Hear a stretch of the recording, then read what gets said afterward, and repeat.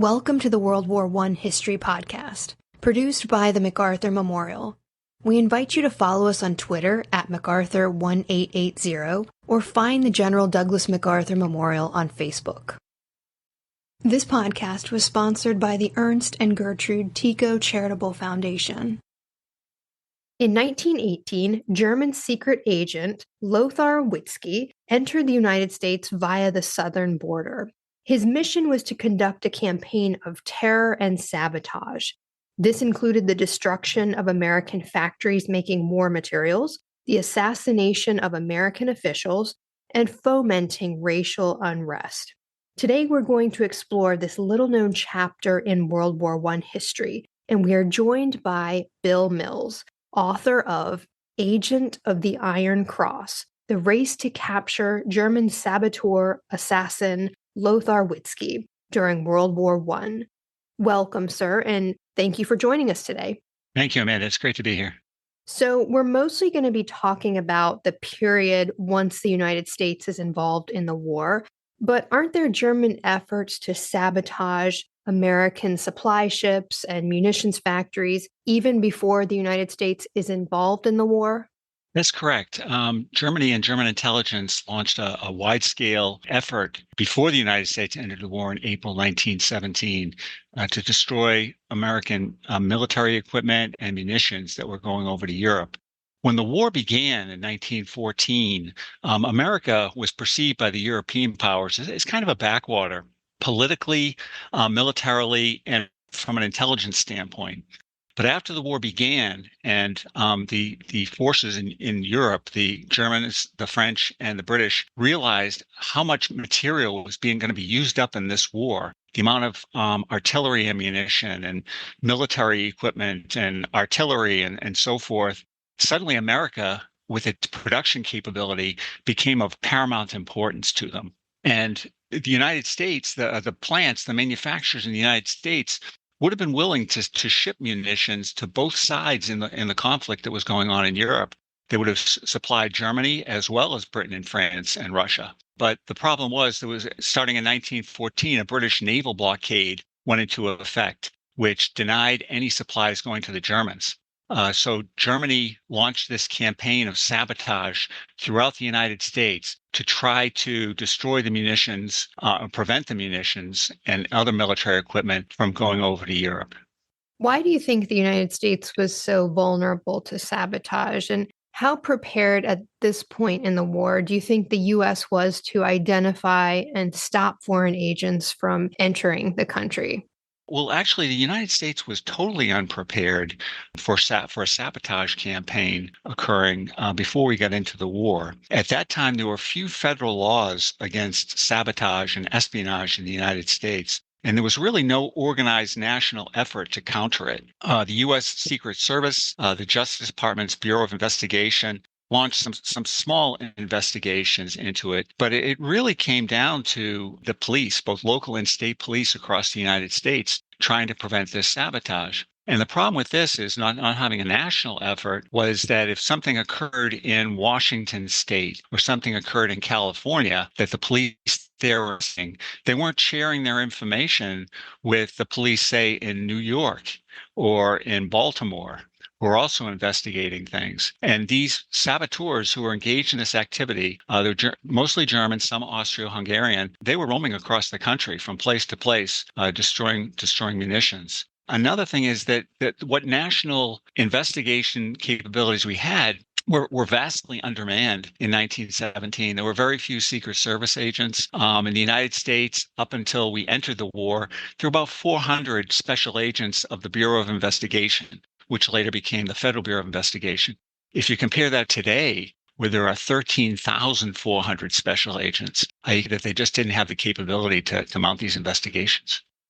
Why does Germany in this war always seem to prefer to exploit the socio-political weaknesses of its enemies? It seems like that's something that Germany does again and again, and it's not just the United States. Why do you think that is? That's correct. They were doing that around the world. At the time this was going on, this sabotage activity in the United States, and by the way, in addition to destroying munitions and ships. They were also engaged in biomedical warfare, bacteria warfare against horses and cattle being shipped over. They were engaged in political warfare, trying to create dissent and people being against the war. They were doing it on a number of different planes. But in terms of the social political weaknesses, the German Army military intelligence was called Section 3B. It was actually in the political section of the German Army General Staff, and they understood the politics of what was going on very well, in addition to the direct military action. And they realized that on the Western Front, where this is, before today, where there were much higher technology weapons than they had in World War I, it was really a question of manpower between the British and French and Russian armies and the German and Austro-Hungarian armies. So the more men that you could take away from the front, the better chance you'd have a victory. So what the Germans would do in terms of intelligence is they would mounted efforts within India, in Ireland, and also in Russia, where they would try to attack what they saw as the weaknesses in those countries to try to create uprisings and dissent to pull Allied troops off the Western Front. In the case of India, they tried to raise uprisings in India, which at that time was being ruled by the British. And if a nationalist uprising broke out in India, the British would have to take troops away from the Western Front to retain that country at that time. The same thing is true in Ireland. In 1916, there was the Easter Rebellion, in which Irish nationalists tried to create a rising, and German intelligence it had a part to play in that, but it too failed, and the British were allowed to keep their troops on the Western Front. In the case of Russia, based on their social conditions, was really on the verge of revolution, and the Germans, in a secret operation, moved Vladimir Lenin, who was in exile in Switzerland, across Germany in a sealed train and brought him to Finland so he could get back to Russia and create the revolution that took place. So I think they saw socio-political activity as a adjunct to direct sabotage activity, and as a way to try to pull troops away from the battlefronts. And I think it's very interesting that as you mentioned, is led by kind of military intelligence, not necessarily some other branch within Germany. Is that correct? That is correct. So tell us about Lothar Witzke and how he ends up a German secret agent. Lothar Witzke in 1914 was a 19-year-old naval cadet, and at the outbreak of the war, he was assigned to active duty on a cruiser called the Dresden. And after a pretty far-ranging cruise across the Pacific, the war broke out, and the Dresden took part in what was the Battle of the Falkland Islands, along with a large German fleet, which was defeated by a British fleet naval force. After the Germans' cruisers were sunk in the Falkland Islands, the cruiser on which Witzke was serving, the Dresden, escapes into the waters of Chile, and for 2 or 3 months it hides out there. Later, it is sunk off of an island off of Chile, and Lothar Witzke is badly injured in the battle in which that cruiser gets sunk. And he's interned in Valparaiso in Chile with a bad leg injury. His kneecap is fractured by shrapnel. And his guards, thinking that he's, kind of immobile, he can't get away, probably paid less attention to him than they should. And he was able to walk away. He was able to board a British steamship and pose as a Danish seaman. He had a lot of experience as a sailor, of course, because he had been a naval cadet. And he sails to San Francisco. Once he arrived in San Francisco, he goes to the German consulate. And he's hoping to get back to Germany to continue to serve in the German Navy, but because of the British naval blockade, he cannot get back to Europe, and he is employed by the consulate as kind of a consular letter carrier to bring notifications from the consulate to other consulates and the German embassy in the United States. He grew tired of this after a while and asked for something else to do. And the vice consul in San Francisco links him up with a person named Kurt Janke, who has been doing special operations, special tasks for the embassy. And together, Witzke and Yankee became a deadly sabotage team, carrying out major sabotage efforts in the United States, both during the pre-war period all the way after the United States entered the war.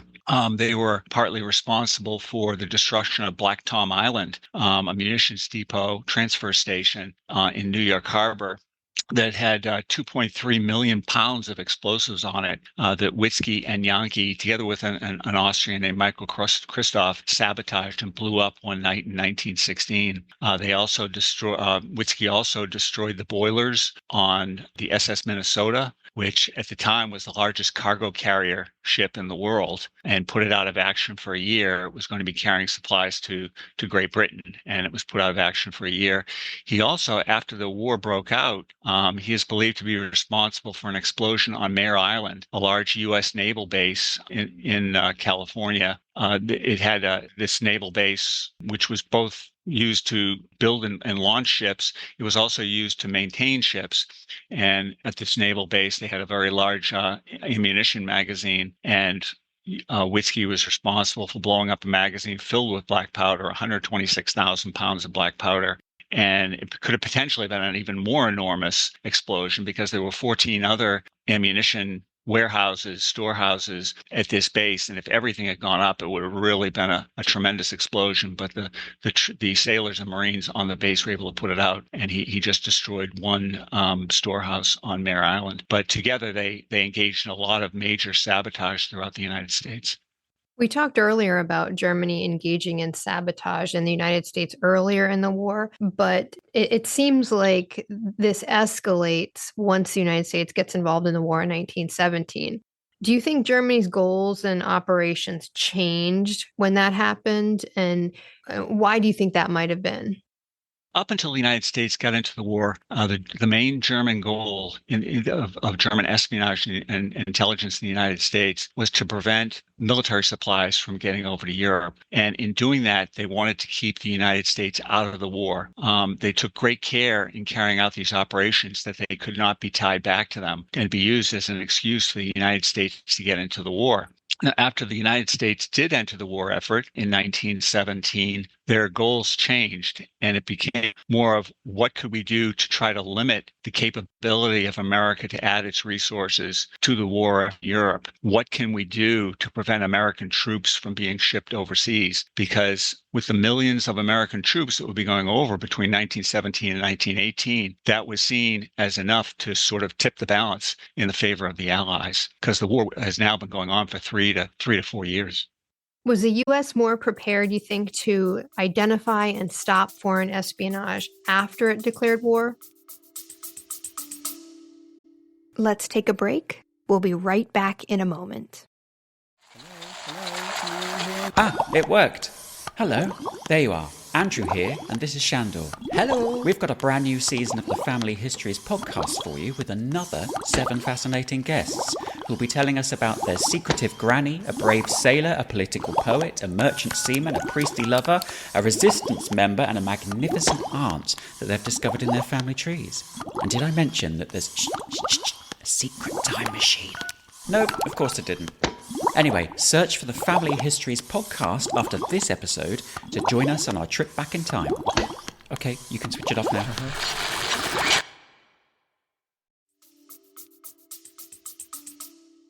Yeah, things changed quite a bit after the United States entered the war. As we talked about before the war, there was really no federal effort. It was really police forces across the United States trying to solve these crimes. It was very disorganized. After the war began after the United States entered the war in 1917, there were a major federal legislation was enacted against sabotage and espionage during 1917 and 1918. So now federal authorities had the laws in place that they could use against these activities going on. There was an expansion of the Bureau of Investigation and expansion of the Secret Service, and also the U.S. Army military intelligence was heavily involved in the United States domestically in terms of investigating espionage activities. they had a large group called the Corps of Intelligence Police, 1,000 to 1,100 many of them former police officers of the United States who were now working for U.S. military intelligence, investigating activities and keeping and monitoring things that were going on in the United States. At the same time, in the United States, censorship of telegraph cables was enacted, and postal mail was enacted to try to get information on saboteurs and espionage agents who were communicating in the United States. And lastly, and also significantly, during the U.S. in the World War I war effort, there was a great emphasis on voluntarism, people voluntarily devoting their time and devoting their resources to supporting the war effort. And there were large private organizations that were established. They were kind of called vigilance associations, where private citizens in U.S. communities throughout the United States were monitoring the activities in their communities for the government. And the largest group of all of them was something called the American Protective League, which and this is in 1917, when the U.S. population, I think, was about 98 million. The American Protective League membership grew within a year to 250,000 business people who acted as kind of secret undercover detectives for the Department of Justice.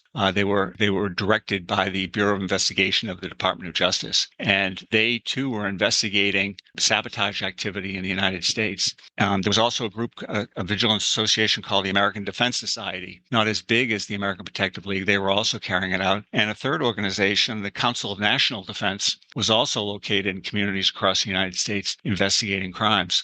So whereas before the war, German and Austrian saboteurs could kind of move around the country with impunity, by 1917 to 1918, it was much harder to be doing something like this in the United States. There was much closer surveillance. That's very interesting. So walk us through Witzke's 1918 mission. Witzke's January 1918 mission was kind of an outgrowth of the desperate situation that Germany was in early 1918. They've been at war now for 3.5 years. Their population was war weary because of the British naval blockade that had been in place. Their population is starving. There are food riots that broke out in 1916 and 1917. And the population is really on the verge of social collapse. And the German leadership is aware of this. Now, the one positive thing that's occurred is the previous month, in December 1917, the Bolshevik government of Vladimir Lenin has overthrown the provisional government that had been in place and taken over the country. And they signed an armistice with Germany that allows the German army to transfer 48 divisions from the Eastern Front facing Russia now to the Western Front facing France and Britain. So for the first time in the war since 1914, they have a numerical superiority on the Western Front. Now, it's not a huge amount. It's maybe 5 to 7% superiority.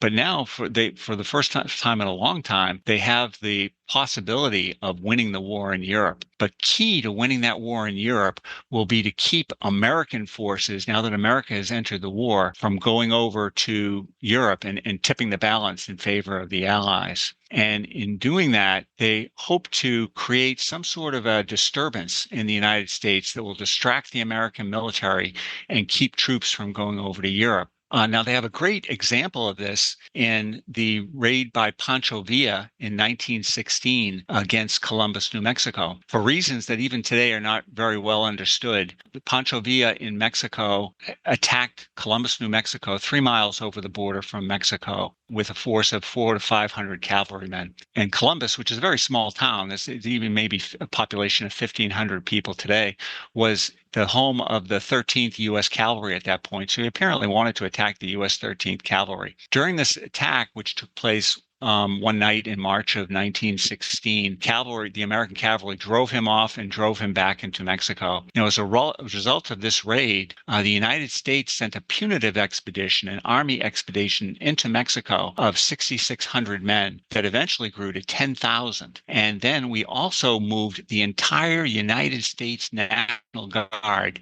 to the Mexican border. So the Germans look at this and say, wow, from this one little raid by this renegade Pancho Villa, the United States shipped most of their combat-ready troops into Mexico and moved the entire National Guard to the border. So if we do something similar, we might be able to stop the troops from going, some American troops from going over to Europe and help us to win the war. Because the Germans hope to launch a major campaign in March of 1918, which they're hoping will end the war in their favor. So to do this, during 1917, Germany had established training camps, military training camps in northern Mexico. These are small camps. There was one in a place called El Claro in Sonora, Mexico, not far from the United States border, where 800 to 1,500 German reservists and Mexican conscripts were being trained for this supposed invasion or attack into the United States.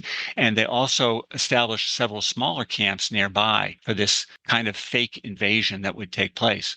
Now, as a prelude to the invasion, Witzke is given the mission to launch a campaign in the United States to create maximum disorder and chaos throughout the country in advance of this invasion. And he's ordered to destroy American defense plants. One of their plans is to actually create an insurrection because of there have been terrible racial violence in the United States in 1917. In places like East St. Louis, Illinois, and Chester, Pennsylvania, there were actually riots where large groups of whites were sweeping into the communities of Black citizens, and hundreds of American Black citizens were killed, and hundreds of homes were destroyed during this terrible racial violence. And the German intelligence looking at it said, this is something we can take advantage of. So part of Witzke's mission was for him to try to create some sort of insurrection among the Black populace in the United States and among Black troops in the United States.